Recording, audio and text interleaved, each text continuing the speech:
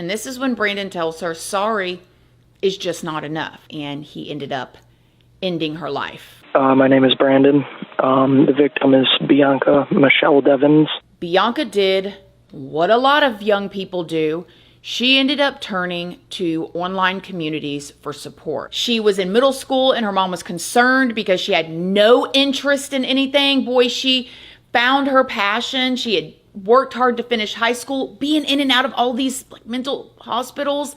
And she was focused now on going to college and working on her career. She still liked to hang out with this guy, Brandon, though, and they were just hanging out as friends. Bianca ended up meeting Brandon on Instagram. He wanted to be Bianca's boyfriend, but Bianca was not interested in having a relationship at this point. It's like he was an incel. He was the guy that had been, in my opinion, studying her online. He was nice, he was nerdy, but he was obsessive, so he had fixated on her. And so therefore, when he actually got to become her friend, he knew all the right things to say. He liked all the same music. He liked all the same food. And she thought, I have a friend in this guy, and he's accepted that we're just going to be friends. But what she did not know is that he hadn't accepted it. Kim, Bianca's mother, thought that Brandon was a charming guy when she met him. She says that he ended up opening up to her about his childhood, which made her trust him more. So when Bianca asked her mother if she could go to a concert on July 13th of 2019 with Brandon at like this small venue in Queens, Kim said, sure, you can go with Brandon. Brandon told Kim that he would drop Bianca off as soon as they were done with this concert. However, that day would be the last time that Kim would ever see her daughter, Bianca, again. At 6:03 a.m. the next morning, a message was posted by Brandon to Bianca's server on Discord that said, sorry, effers, you're gonna have to find somebody else to orbit. Attached to this message was a picture of a dark-haired woman wearing a black tank top with her throat and red bodily fluids all over her face. When they asked Brandon where the picture was taken, he said that it was taken in his car. Everyone on the server started freaking out at this point, and they were very, very concerned for Bianca. At this point, she had began to build a pretty decent following, but she was not getting paid for what she was posting online, and she didn't have a huge amount of followers either. It was more of a two-way community for Bianca, not like we're used to seeing today. Now, of course, as a female on the internet, Bianca attracted the attention of some of her male followers who were referred to as orbiters. Now, when I was looking into this term orbiters, if y'all have never heard this before, because I have never heard of it before, there's a couple different definitions, I guess people would say. Orbiters in this type of way are typically described as older males who worship younger girls. And it becomes an obsession. Like orbiters usually send the girls that they're obsessed with money, or they send them gifts expecting something in return. It is also said that if these orbiters don't get what they want, they end up later finding ways to lash out at the person that they're orbiting. Often doing things like doxing them, like releasing their personal information on the internet, or posting explicit photos of them on the internet without their consent, and stuff like that. By 7:21 a.m., the local police department started getting calls from all over the country reporting that a disturbing picture of a female named Bianca Devins had been posted to this Discord. Some of the calls were also from family members of Brandon. They reported that Brandon had left an end it all note at his aunt's home, and that he had also posted disturbing images to his Instagram story. One of these disturbing images included a bloody arm with the caption that said, "I'm sorry, Bianca." Then at 7:30 a.m., Brandon ended up calling 911 himself. He told the dispatcher that he had committed a murder-suicide and that he was an organ donor before saying, "I have to do the end it all part of this," meaning this is a suicide and I ain't done that part yet, but I'm an organ donor, and I'm getting ready to do that part, basically. And then he hung up the phone. The police quickly arrived to the scene where they found Brandon lying on top of a green tarp. There was a small fire that was like close to Brandon that he had used to destroy his laptop and his hard drive. Brandon had spray painted the words, "May you never forget me," on the ground, and he was live streaming the whole thing on Instagram. In front of the officers, Brandon had actually, right there, cut his own and took a selfie and posted it to his Instagram story. The caption said, "Ashes to ashes." The officers then immediately ran over to Brandon, who was writhing in pain at this point, as you can imagine.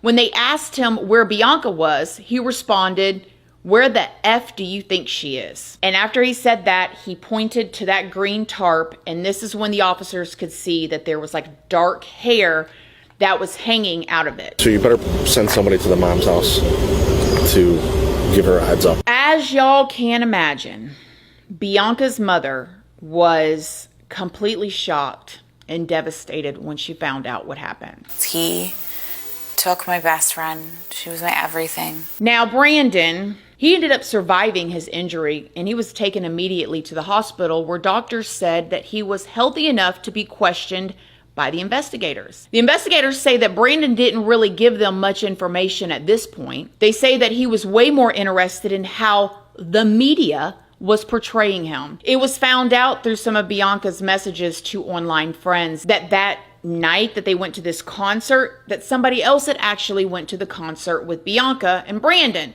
It was a mutual friend named Alex. Bianca was actually interested in this guy, Alex. And after the show, it is said that Bianca and Alex shared a little kiss, and this little kiss enraged Brandon. Now, after he saw that, and he internally became enraged, this is when he ended up driving Bianca to a dead-end road near her house, where Bianca ended up falling asleep in the car on the way.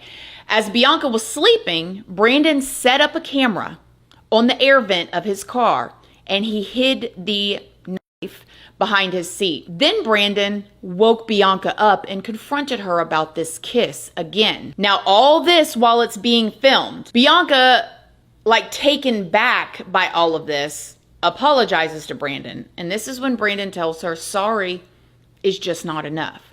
Then Bianca ends up asking Brandon when he was going to take her home. And this is when Brandon pulled out the knife and he ended up ending her life. I'm going to spare you guys the details on it, but they're bad.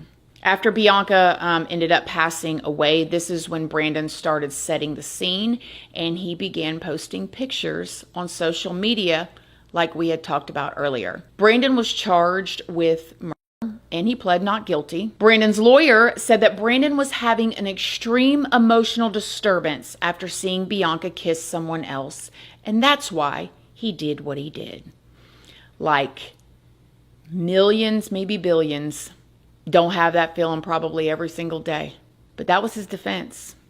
However, according to the state, there was plenty of evidence that showed what Brandon did was premeditated. They also said that Brandon even had like a to-do list on his phone. Like, okay, you got to do this first, and this first. It wasn't a fit of rage. It was a plan. In February of 2020, before Brandon's trial started, he changed his plea to guilty. He tried to change it back to not guilty at one point, but he was denied.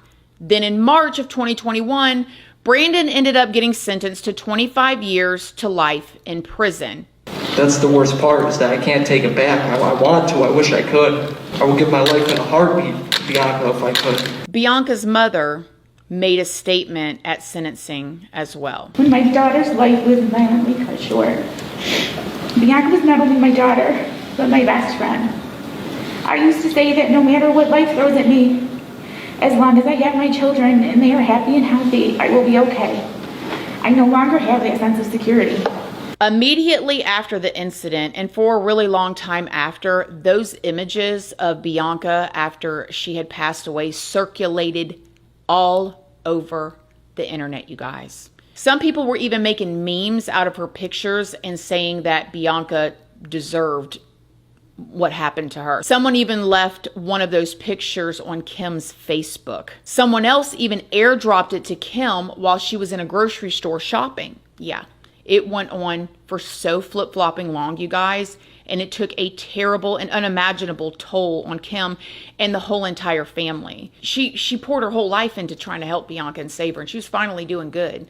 Then this happens. Now, Kim, again, Bianca's mother, has said that she hopes that no other family ever has to go through what she had been going through and what her daughter went through. She even campaigned for Section 230 to be overturned, which is an act established that says that social media platforms are not responsible for what's published on them. Kim also pushed for Bianca's Law. Now, Bianca's Law is supposed to be a law where she hoped to get it enacted that makes the sharing of graphic images of a crime or crime victims on the internet illegal in New York.